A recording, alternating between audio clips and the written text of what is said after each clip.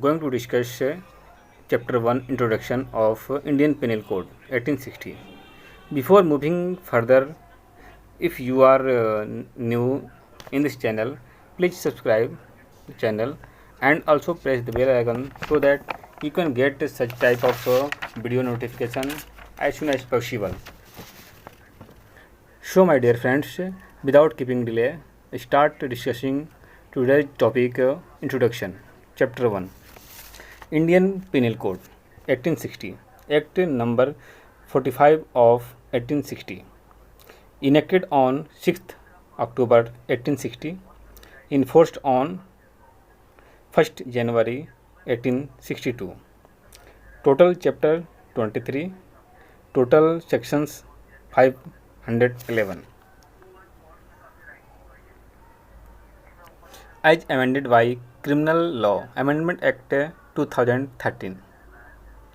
Chapter 1 Introduction Section 1 to 5.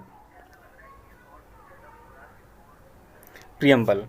Whereas it is expedient to provide a general penal code for India, it is enacted as follows.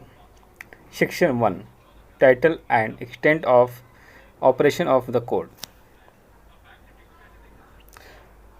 This act shall be called the Indian Penal Code and shall extend to whole of India.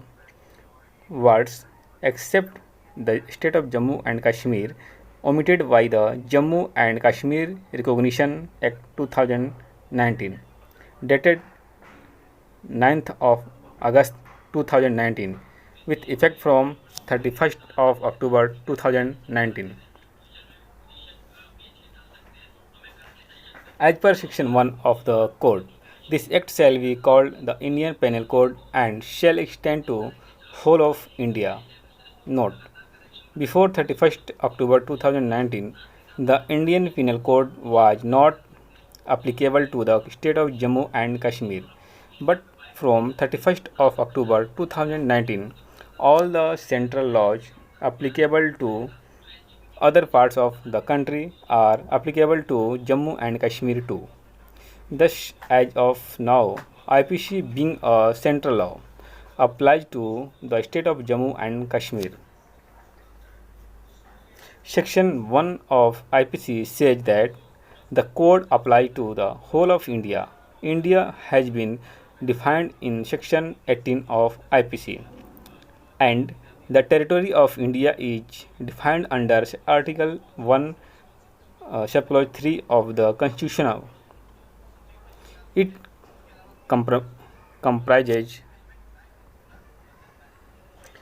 the territories of the state. The Union territories defined in the first schedule. C. Such other territories as may be acquired. Note: the territorial waters of India are also a part of the territory of India. Therefore, any offence committed within the territorial waters of India will also be held to have been committed within India. Section 2 Punishment of offences committed within India. Every person shall be liable to punishment under this code, and not otherwise, for every act or omission contrary to the provision of thereof, of which he shall be guilty within India.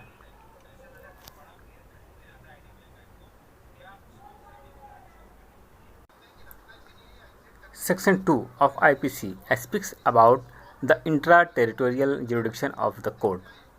When a crime is committed within the territory of India, it is known as intra-territorial जुडिक्शन. जब crime India के अंदर किया गया तो उसे intra territorial जुडिक्शन बोलते हैं, और इंडिया के बाहर जो क्राइम होते हैं उसे एक्स्ट्रा टेरिटोरियल जुडिक्शन बोलते हैं.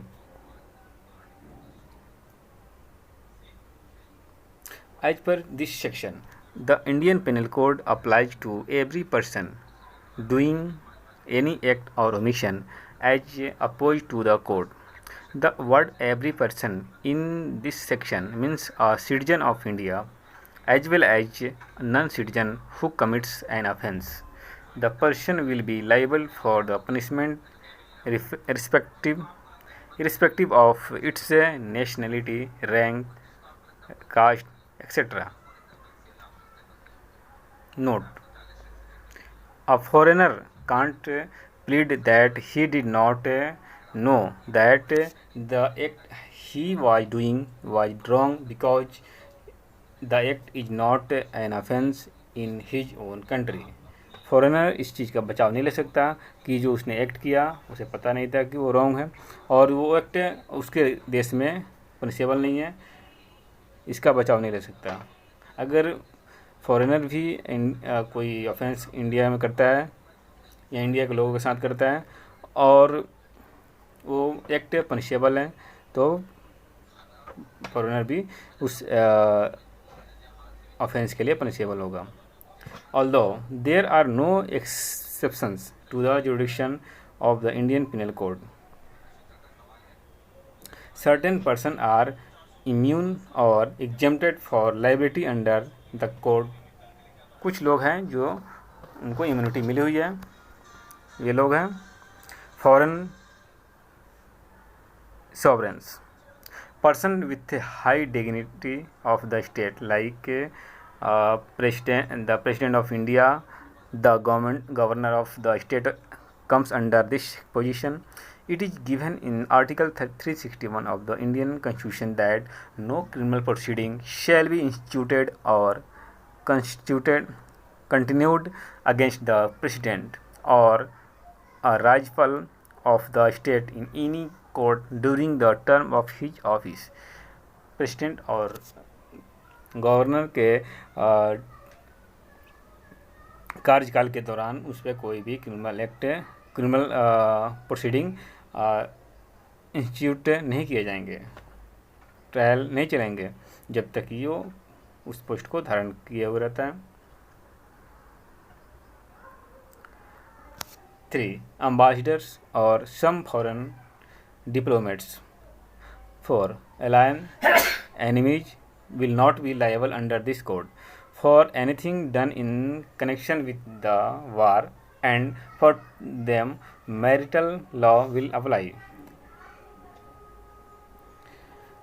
5. Foreign army. 6. Warships. Men of war of a state in foreign waters are exempted or immune from the jurisdiction of the state in whose territorial jurisdiction they are.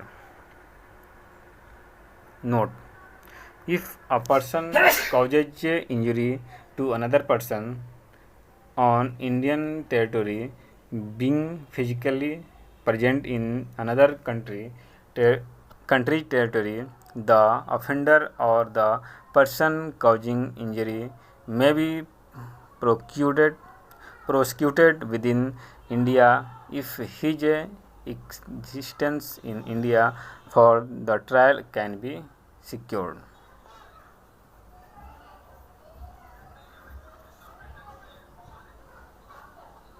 कह रहा है कि if any person causes injury to another person on Indian territory, कोई भी व्यक्ति अगर किसी दूसरे व्यक्ति को इंडियन टेरिटरी में इंजरी करता है, being physically present in another countries, लेकिन फिजिकली दूसरे कंट्री में प्रेजेंट है, द ऑफेंडर और द पर्सन कॉजिंग इंजरी, जो ऑफेंडर या पर्सन जो इंजरी करता है, may be prosecuted with in India, उसे इंडिया में ट्रायल किया जाएगा। If his existence in India for the trial can be secured, अगर उसका एग्जिस्टेंस इंडिया में है तो उसका ट्रायल इंडिया में किया जाएगा। Case law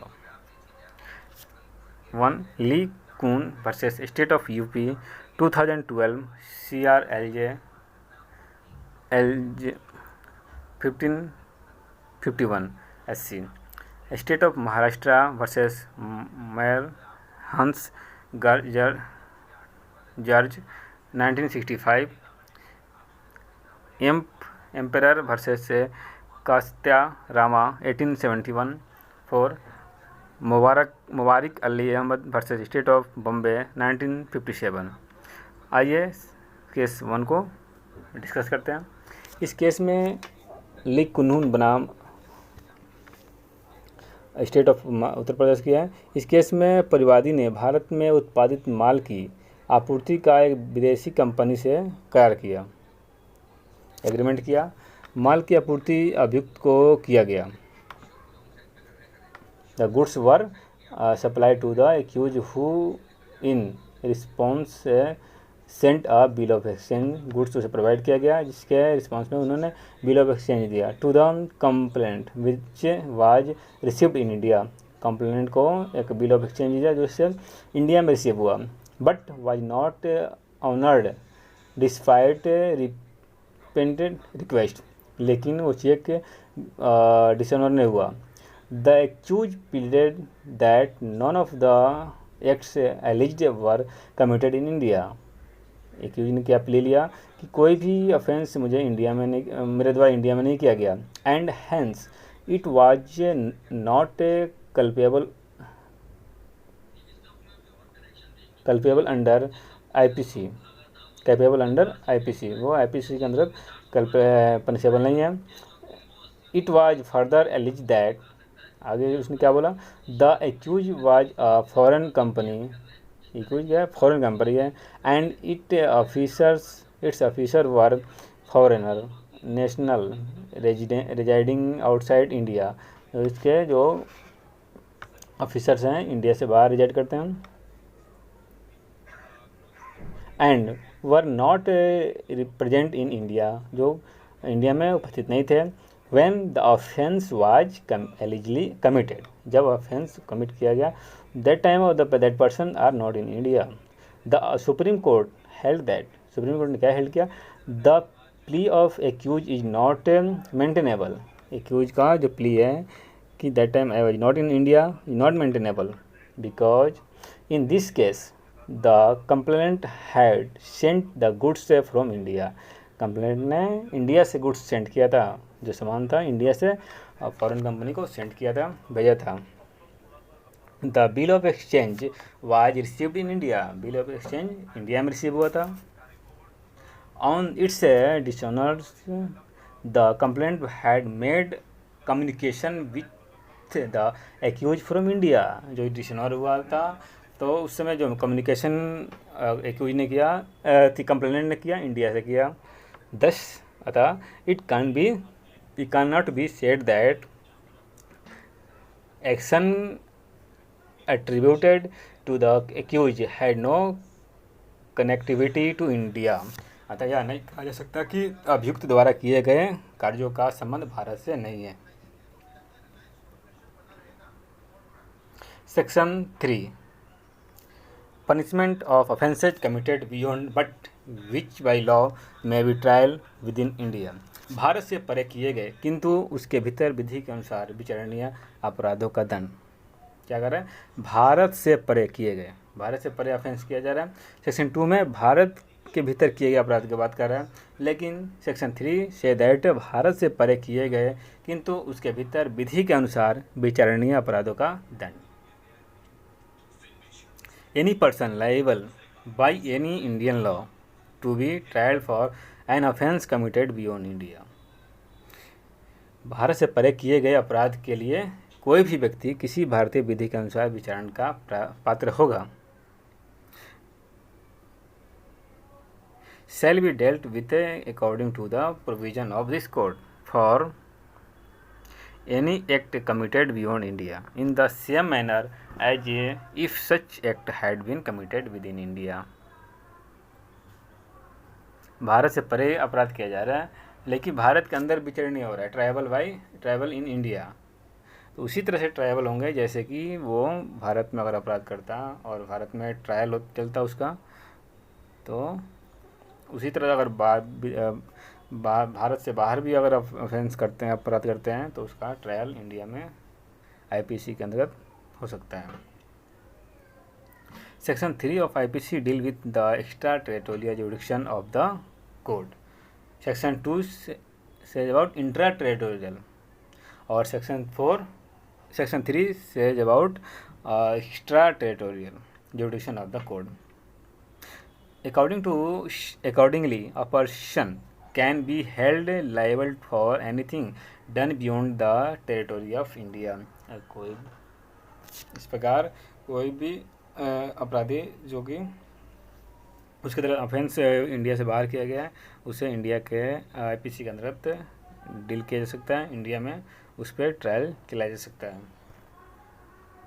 As per this section, a person who perform an act beyond the territorial boundaries of the country से एक्ट करता है and the consequences of such an act, अगर उससे एक्ट का कंसिक्वेंसेज उसका परिणाम और इंडिया में पड़ता है, that it is deemed to have been committed within the territory of India, तो यह धारण किया जाएगा कि वो इंडिया में अपराध किया. The person causing an offence can be dealt with the provision of this code for the act done by him, even if the country in which he has committed the act is not an offence under the general law of the territory of the country. Case law है Eremia versus sub inspector of police Tanur 1993. Second Samaruddin versus assistant director of enforcement Trivandrum 1995. Let's come on the section 4. Section 4 extension of code to extra territorial offences.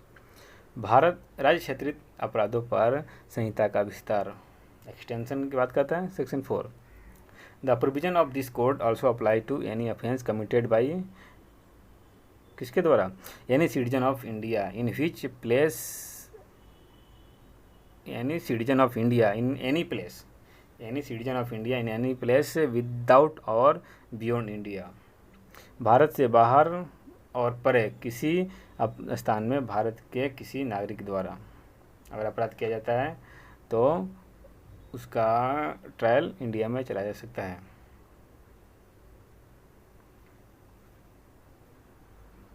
Any person on any ship or aircraft registered in India wherever it may be, अगर कोई ship या aircraft India में registered है और किसी देश में भी हो, कहीं भी हो, तो उस शिप में अगर ऑफेंस कमिट किए जाते हैं तो उसका ट्रायल इंडिया में इंडिया लॉ के अंतर्गत चलाया जा सकता है. यहाँ पे आईपीसी की बात हो रही है तो आईपीसी में जो के अनुसार जो ऑफेंस होंगे उसका ट्रायल इंडिया में चलाया जा सकता है.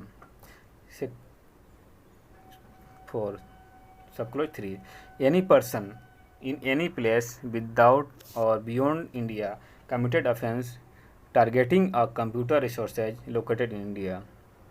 भारत कोई व्यक्ति किसी स्थान में भारत से बाहर और परे कोई अपराध भारत में स्थित कंप्यूटर साधन को लक्ष्य बनाते हुए कार्य करता है, जैसे आजकल इलेक्ट्रॉनिक जो ऑफेंस होते हैं, आजकल के समय में जो साइबर क्राइम होते हैं, जो बाहर इंडिया से बाहर रहते हुए भी ऑफेंडर क्राइम करता है इंडिया में, तो उसे भी इंडियन लॉ के अंतर्गत ट्रायल चलाया जा सकता है.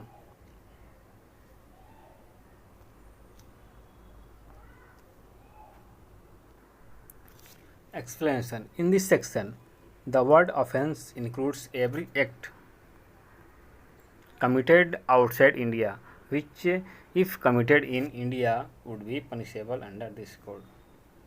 इंडिया से बाहर भी जो ऑफेंस किया गया है और अगर इंडिया में किया जाता है, अगर आईपीसी के अंदर पनिशेबल होता है तो वो सारे एक्ट भी ओमिशन भी पनिशेबल होंगे. Be the expression computer resource shall have the meaning assigned to it in clause K of subsection 1 of section 2 of the Information Technology Act 2000. C. Section 3 subclause 3 inserted by Information Technology Amendment Act 2008 10 of 2009 Section 51 AI with effect from 27th of October 2009. Extraterritorial jurisdiction of IPC is extended to Section 4 of IPC. This section describes the jurisdiction of the Indian criminal courts in the following cases: A. Offences that are committed by any Indian citizen in any place beyond the territory of India. B. Offences that any person commits a Indian citizen or foreigner on any ship or aircraft registered in India, wherever it may be, within or outside the territory of India.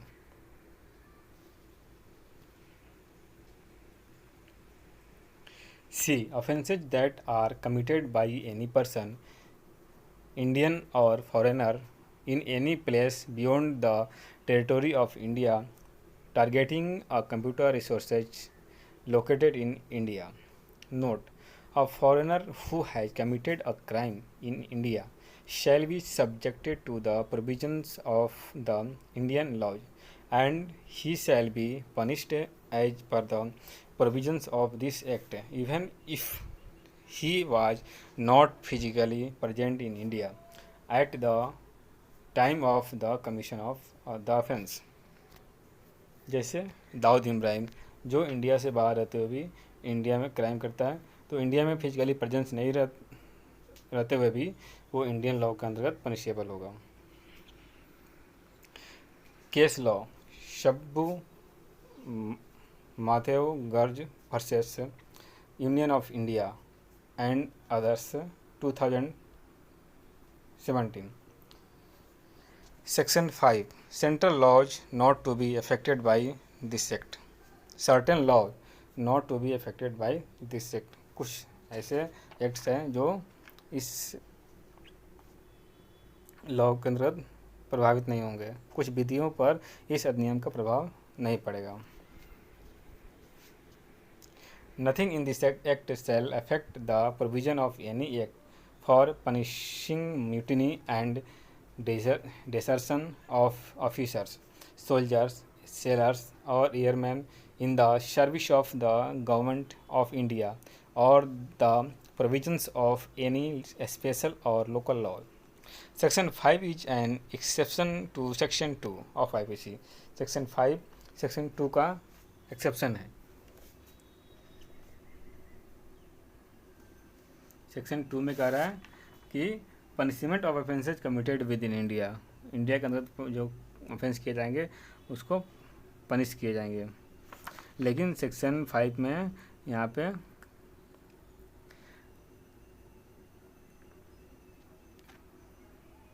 कुछ यहाँ पे exemption मिला हुआ है.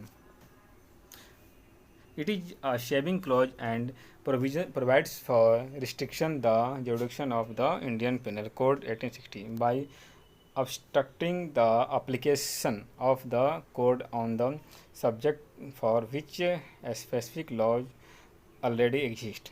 It also restricts the applicability of the acts over a certain classes of people for whom the different laws are already present in the country.